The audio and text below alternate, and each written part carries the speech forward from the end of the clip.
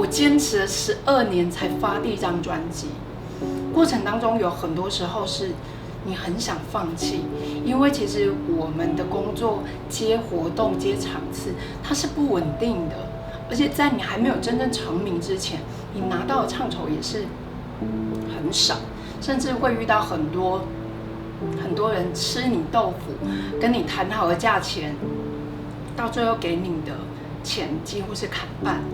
我们这个访问刚好是中秋连假过后，所以你有回去南投吗？有啊，南投竹山我觉得非常的美丽耶，可以跟我们分享一下你的家乡吗？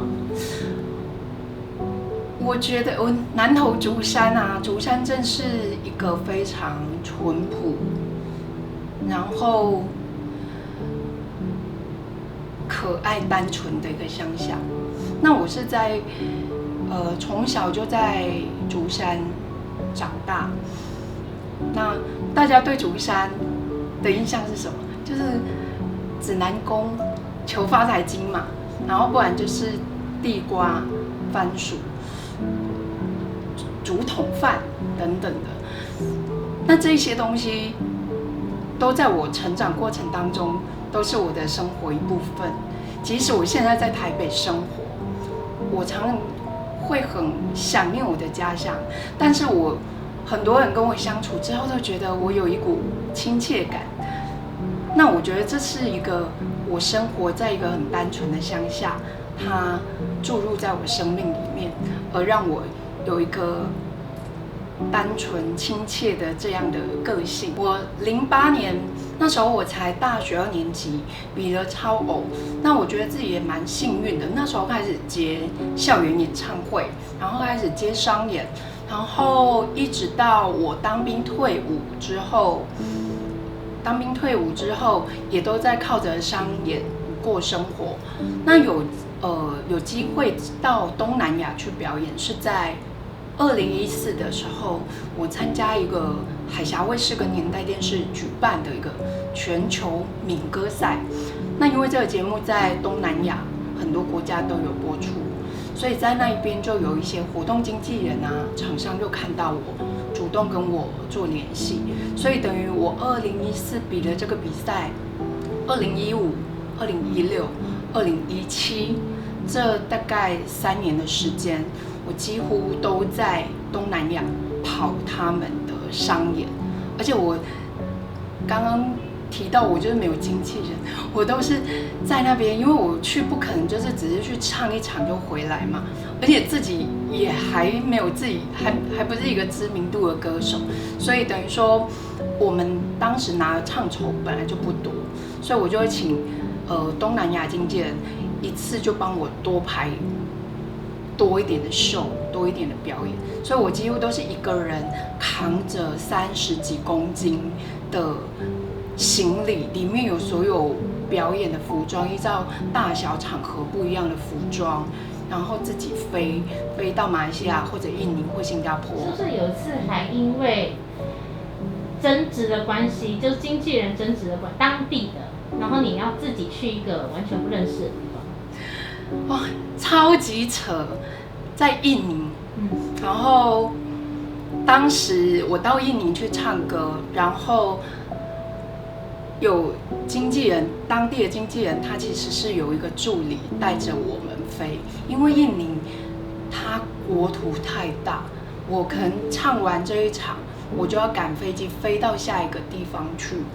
结果没想到带我的那个助理，他跟他的老板吵架，吵架哦，晚上吵架哦，隔天一觉醒来，整个助理人间消失，没有留下任何一句话。我整个担心死了，我说今天晚上不是在棉兰有表演吗？现在怎么办？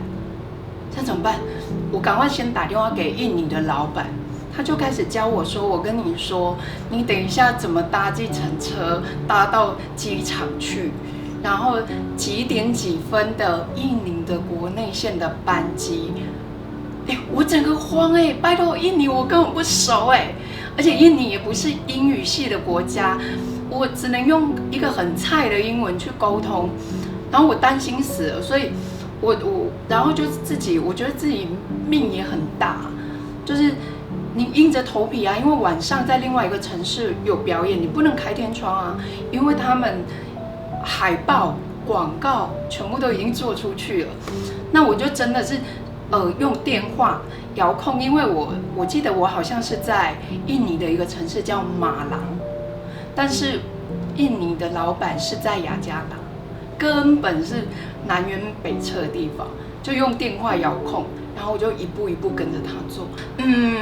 我觉得那个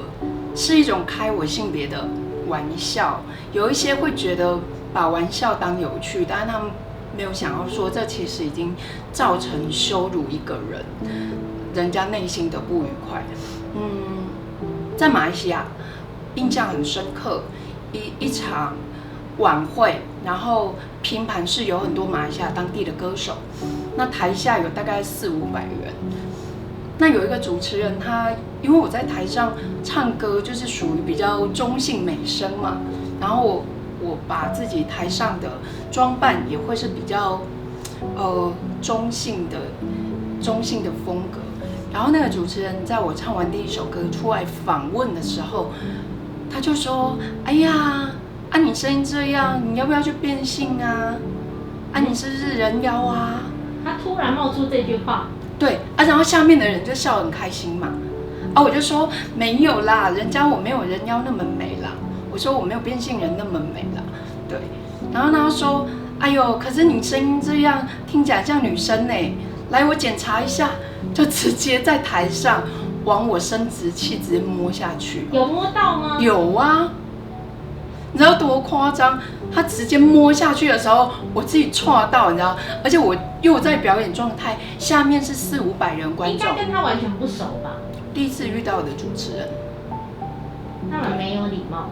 非常没有礼貌。可是我当下我就直接在台上说：“哎呦，大哥，你不要在台上做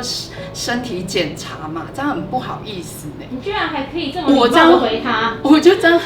回他，因为我不可能直接在台上就翻脸啊。对。但是这件事情，我就下台之后，我还偷躲在后台哭了一下。我觉得我今天来，不管在台湾或者我到哪一个国家，我今天来是歌手的身份被邀请来，提供我的才艺演出，用我的歌声去做分享，再做一个艺术的传达。但是我来到这边不是要被羞辱的。有时候遇到这种状况，我有时候内心还是会有一个声音，就是为什么我不是世俗人眼中的男生的样子？对，还是会有一些内心还是会有另外一个声音这样在质疑自己。对，但是因为从小到大也经历了很多。关于很多事情，我现在都放下。我就，即使我容许我内心可以有另外一个质疑、否定自己的声音，但还是有一个更高一点的层次的自己来告诉自己说：“你就接受你自己啊！你去否定你自己，你自己也没办法进步啊。”是外地商演，碰到这样子的问题的时候，你有曾经打回家跟家人倾诉还是？没有。所以你是属于报喜不报忧的。对，我从小到大就属于报喜不报忧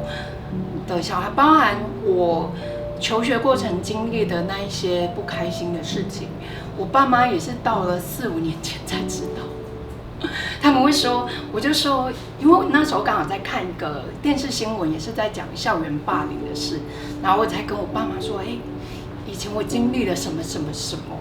我爸妈非常的 shock， 为什么我不知道我的小孩以前经历这些事只知道说你以前放学你就是把自己关在房间听歌，然后我说你们不觉得我那时候非常忧郁封闭，我都不跟人家讲话吗？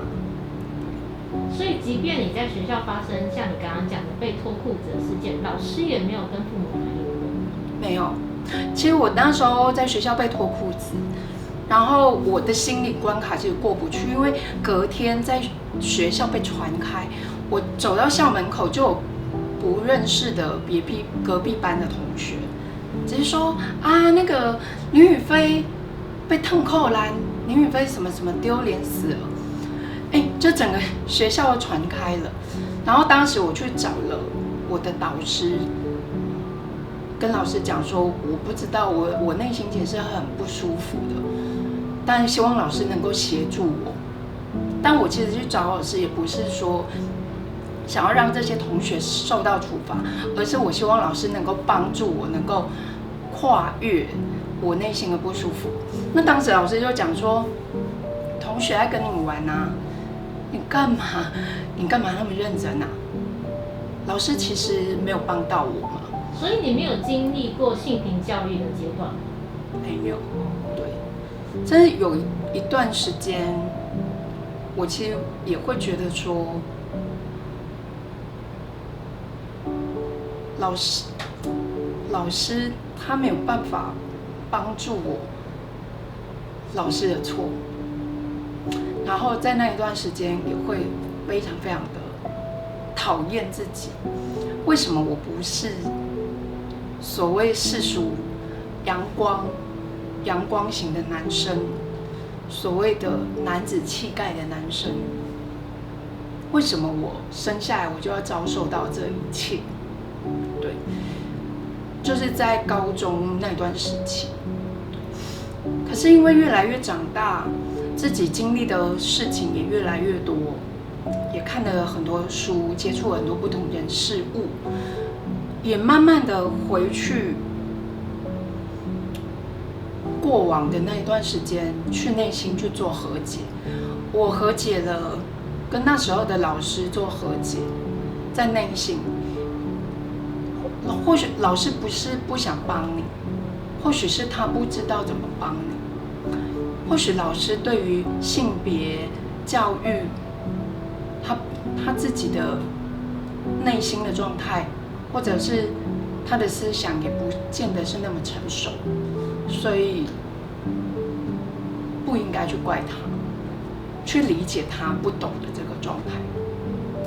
那我很长时间我也回去和解以前国高中遭受到霸凌，那时候无能为力的自己。那时候无能为力，我讨厌自己，是我没有办法帮我自己。我在遭受到这些言语上的羞辱跟肢体霸凌的时候，我那时候完全没办法为自己捍卫自己的权益，或者勇敢的跟大家说，你不可以这样对我。对，所以有一段时间，我刚刚说有一段时间我很讨厌自己，也有来自于自己很无能为力。但是因为长大之后，经过了很多事情，开始会去反思以前人生的经历。我觉得我回到那时候去和解了老师，也和解了那时候的自己。专辑跟宗教有一些渊源，然后本身你也有在帮助弱势团体。对，是这个宗教有一些渊源，其实我没有很公开的讲过，但是我觉得今天我也可以跟大家分享。我说我前面有讲到，我比较从小有点敏感体质，我小时候其实就会喜欢看佛经，虽然不懂它的道理，然后也是长大才开始来了解佛经的道理，但是年纪越来越大，刚好有这个渊源，能够真的去成为真正的佛教徒，受了三皈五戒。那这个三皈五戒的确是让我在心灵成长方面有更大的提升。对于我在生活当中我看到的很多人事物，比较可以站在一个比较中性、比较空性的状态去观看这一切，比较不会被别人所贴标签而去影响。那当然，我觉得这我一直到现在都还在学习。那这些宗教，像我的专辑《勇敢绽放》，很多的想法跟灵感，都是来自于我在我的宗教信仰，然后让我对于自身的自我反省，还有生活上面许多人事物的敏锐的感受而获得的灵感，而有这些灵感，我才会想说我要做一张专辑，不是只是单纯唱唱歌而已。我希望说我的每一首歌，我的勇敢绽放专辑是有深度的，是可以让大家听到每一首歌可以进到你内心去的，不管是哪个面向，像花的绽放这首歌，它是在讲述，它虽然是我的心路历程，也是我在追求理想的历程。那我从这个角度去切入，去鼓励很多在追求自己理想的朋友们，你们继续的努力，总有一天会梦想成真。然后有一些歌曲是在于对于人生面对的无常，突如其来的一些意外，而改变了你本来习以为常或者你觉得理所当然的缘分状态，突然瞬间消失，而你会有一些懊悔，对于人生有很多，你会觉得有很多遗憾，而感受到的东西，我写下来。我觉得我为什么需要这样的专辑？我觉得这人生的遗憾，你夜深人静，你去想这些遗憾的时候，它其实是一个无底洞哦。而且你会内心会有另外一个声音，会一直说：早知道我就多做些什么，早知道我如果知道他那么早离开我，或者会发生这样的意外，我应该要对他好一点。但是这些检讨的声音，你没有办法帮助你的生命更加前进。所以，我觉得透过我的歌曲作品，我自己的创作，我写下来，我觉得很多人内心的这一块是需要被安抚跟疗愈的。但是这一些能量都来自于我的信仰，因为我的信仰它帮助了我自己生命当中遇到这些不开心的事情，我能够穿越了它，穿越了它，我觉得我好像重生一样，我获得了更强大、更有智慧的一个格局。那刚好自己有这个机会，能够成为一个音乐创作者，一个分享的艺术者，所以我就会希望说，宗教给我的想法跟灵感，然后还有我对于生命的这些细腻的体验，然后透过我的作品去传达给更多人。